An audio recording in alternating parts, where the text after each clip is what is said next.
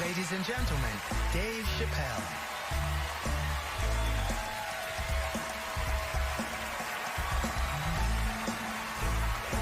Thank you. Oh boy, I'm very nervous. No pressure.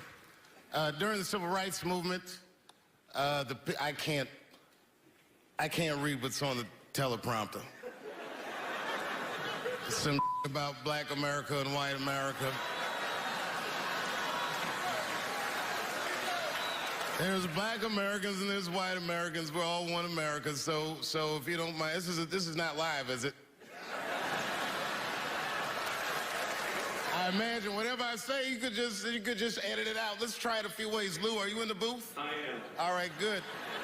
You know what, Lou? Let's just play around with it and see if we can get it right and get this clip package on, and then let me go home, all right? You got it. All right. Ready? All right, count me in. 5, 4, 3, 2, 1. Wu-Tang. I'm just with you, Lou. Let's do it again.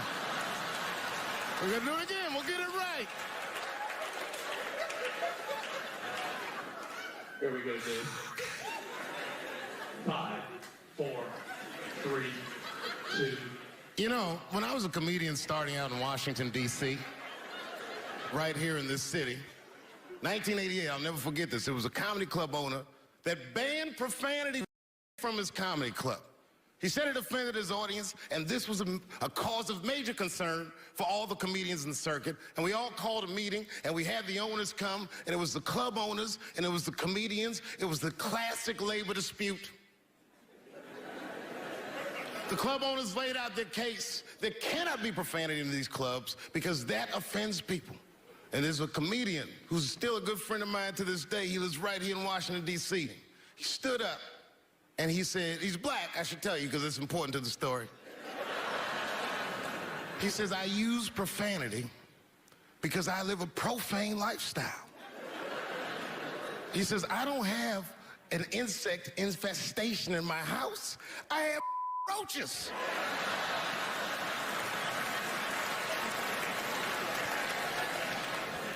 My favorite comedians are like musicians, and the audience is their instrument. And the music they make is your laughter. And that's the laughter that I scored my entire life to. So now, some of my favorite American comedic composers. Thank you. When I lose my job, I lose my man. Treats me like a dog. He called me a dog. Yes, he did. One day he called me an old dog. Sometimes I wished I was a dog and he was a tree. When you stop and think, football's a fair sport for my people.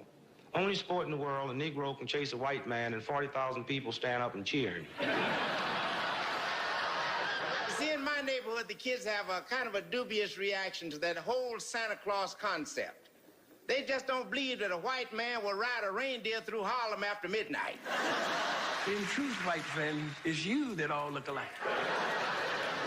But look at the black people around you. We're all different colors. Black walnut, burnt elk, almond, chocolate mocha, pecan, vanilla, yellow, mellow, light, bright, and damn near white. We come from the first people on the earth.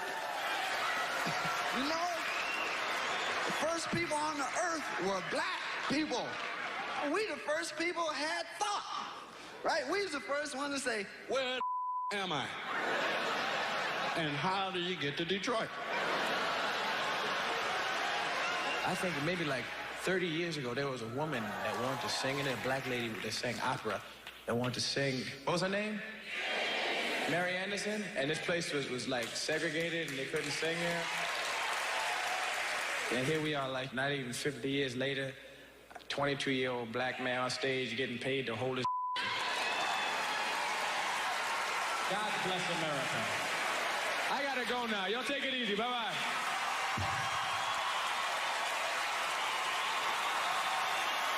Janelle Monáe, Will Smith, Common, Gladys Knight, and John Legend when we continue. Yeah, man. Well, you ladies are right. To be honest with you, your lives look terrifying to me. They do, man. I know nothing about being a woman, but I know fear. Yo, I used to live in New York when I was 17. And I couldn't even pay my bills. You know what I did to make money? I used to do shows for drug dealers that wanted to clean their money up. And one time I did a real good set, and these motherfuckers called me in the back room.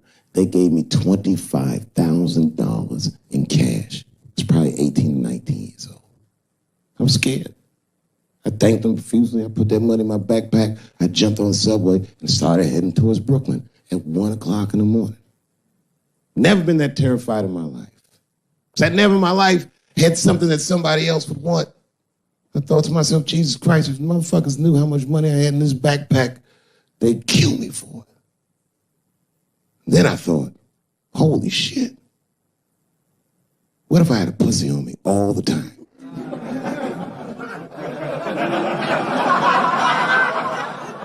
That's what women are dealing with. I'm gonna tell you right now.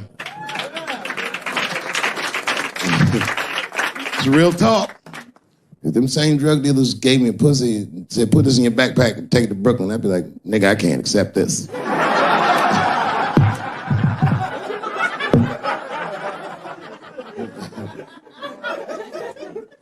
I empathize, man, you know.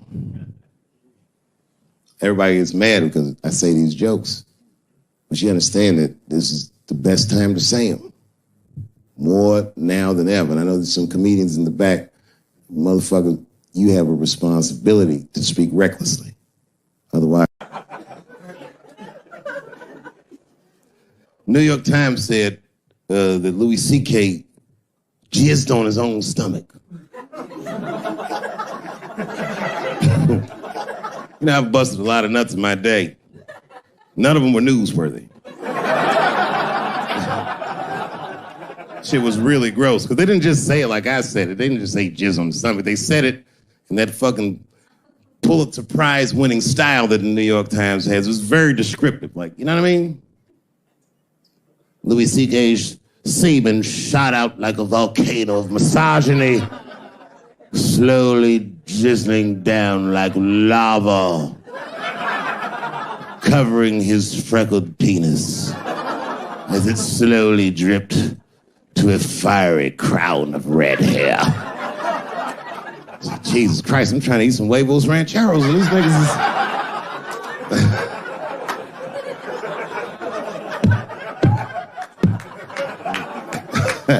And you know, the tough part, being a comedian, knowing the motherfuckers, everybody comes up to me like, did you know? Did you know what Louis was doing? No, bitch, I did not know. The fuck you think we talk about at the comedy club? Hey, nigga, how was the weekend? Great, man. I was just jerking off in faces and coming on my own stomach, having a good time. You know how this business is. No, I didn't know.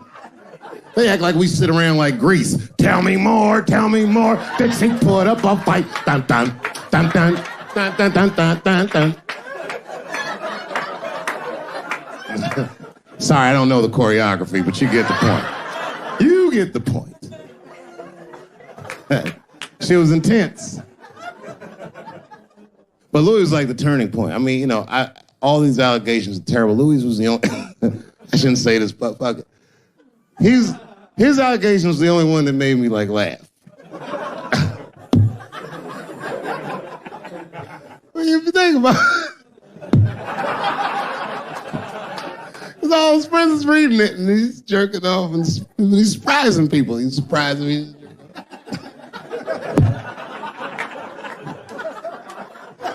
I just picture all the comics in comedy just reading it like, what?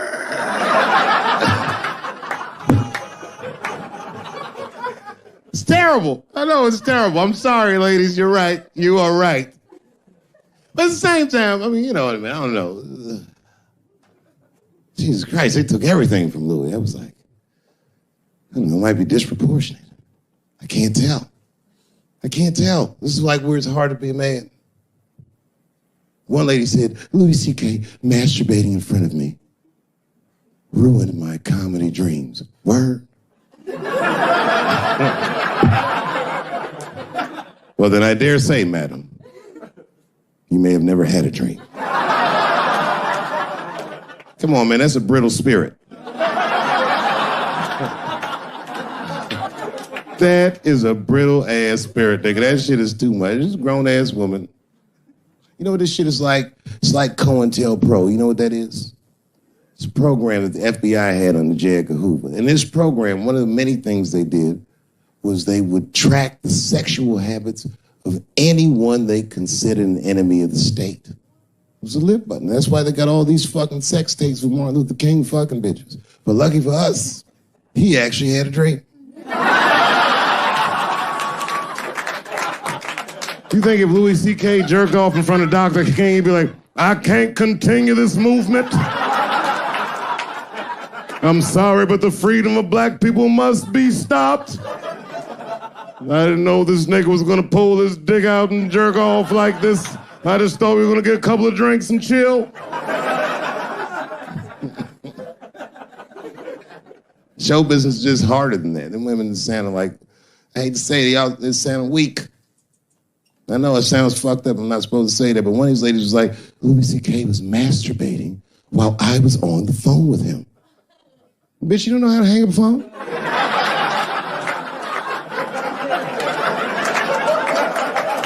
How the fuck are you going to survive in show business if this is an actual obstacle to your dreams?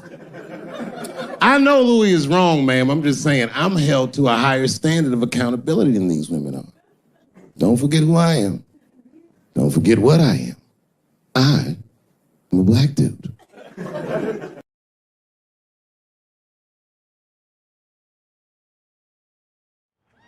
Well, this has been fucking wonderful.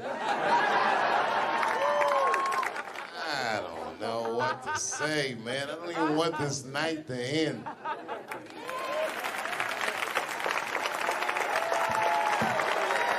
I promise you, whoever cares the most, I care at least as much as them. I know what I got, because I lost it all. I gotta tell you something, and I don't talk about it often. Have you ever worked all your life for something and have it not work out? That happened to me. It was tough. Think about it. I was gone for 12 years. It's not a little bit of time. It was hell. I watched other niggas that I knew become very famous. I watched the world go on without me. I mourned the loss of it. And after a while, I didn't care. Coming back was terrifying. I understand what I am. I really do, more than anybody. Like when they write about me in history, I'll be dead reading it like, yeah, I knew they'd say that. They say that a person can't dream of a face they've never seen. Can't believe that's true, but it's probably true. Boy, I got a long bank of faces. 32 years, I could close my eyes. I could think of any night. There's so many faces. Every night, most nights, they're all looking up, smiling. You have no idea what the world looks like from there. All different races, all different colors, all different kind of beliefs, just looking at me, smiling for 32 years, night after night.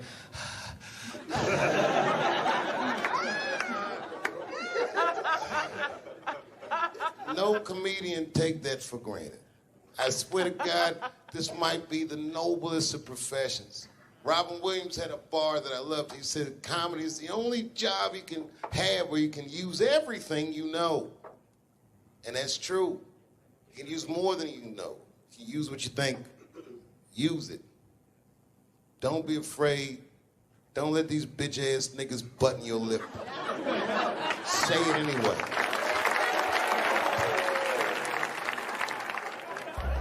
I first became aware of Dave Chappelle right around before the first Nutty Professor, because I was supposed to play that role that he played.